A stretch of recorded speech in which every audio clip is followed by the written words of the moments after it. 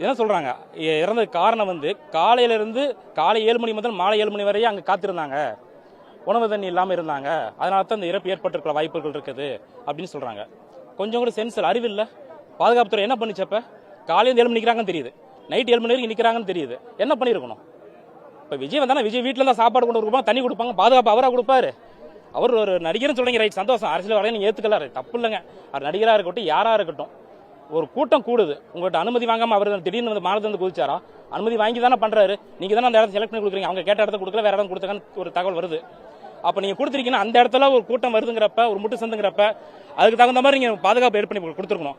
காலையில வர வேண்டிய இடம் மதியம் ஆயிடுச்சு, அங்கேயே நாமக்கல்ல தாமதமான கிளம்பியிருக்காரு. அப்ப தெரியுது, உங்களுக்கு நல்லாவே தெரியுது. மதியத்துக்கு மேலதான் வந்து விஜய் அவர்கள் அங்க பரப்புரை முடிச்சு கிளம்புறாருன்னு தெரியுது. காலையில் 7 மணிலேருந்து நிற்கிறாங்களே, ஒரு தலைவர் வரப்ப இன்னும் கூட்டம் 2 மடங்கு ஆகும்னு தெரியுமா தெரியாதா?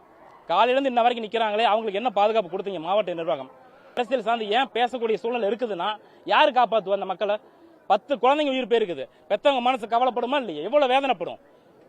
எல்லாரும் வீட்லயும் குழந்தைங்க இருக்கிறாங்க. இன்னைக்கு கர்ப்பிணி பெண்கள் இறந்ததாக ஒரு தகவல் இருக்குது. சிறு வயசு பெண்கள், குழந்தைங்க, பசங்க, எத்தனை 13 வயசு பையன் நேற்று ஒரு அம்மா பேட்டி கொடுக்குது. முடியல, தாங்க முடியல, துக்கம் மாற முடியாம தான் நாங்கள் உடையாந்துருக்கிறோம், இந்த இடத்துல வந்து நிற்கிறோம், சரிங்களா? ஆனா உளவுத்துறை என்ன பண்ணுது? எதுக்கு இந்த உளவுத்துறை? தூக்கிடலாமே. உளவுத்துறை வேலை என்னங்க? என்ன நடக்க போகுது? அடுத்தது என்ன நடக்கும்?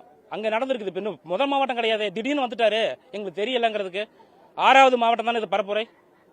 அப்ப 5 மாவட்டம், மற்ற மாவட்டம் விடுங்க, பக்கத்துல நாமக்கல் முடிச்சுதான் நீங்க வந்தாரு. நாமக்கல்ல தெரிஞ்சதுல எத்தனை பேர் மயக்கம் போட்டாங்க, எவ்வளவு ஸ்தம்பிச்சு நிக்குதுன்னு. காலையில 7 மணிக்கு நிக்கிறாங்களா? அப்ப தெரியுதா இல்லையா? அப்ப என்ன பண்ணிரு மாவட்ட நிர்வாகம் என்ன பண்ணிருக்கணும்? அதுக்குள்ள பாதுகாப்பு மக்களுக்கு கொடுக்க வேண்டியதானே. நீ விஜய் ரசிகர்கள் கொடுக்க வேணாம், விஜய் கட்சிக்காரங்களுக்கு கொடுக்க வேணாம், பொதுமக்கள் தான் கூட. நீ தான் சொல்ற இதை ஓட்டா மாறாது, இது வந்து மக்கள் கூட்டம், ரசிகர் மன்றம். சரி, ரைட்டு. அப்ப பொதுமக்கள் தானே, யாரையும் பார்க்கட்டும், என்ன வேணா நடக்கட்டும். பொதுமக்கள் பாதுகாக்கக்கூடிய அங்கீகாரம் யார்கிட்ட இருக்குது? யாருக்கு அந்த அக்கறை இருக்குது?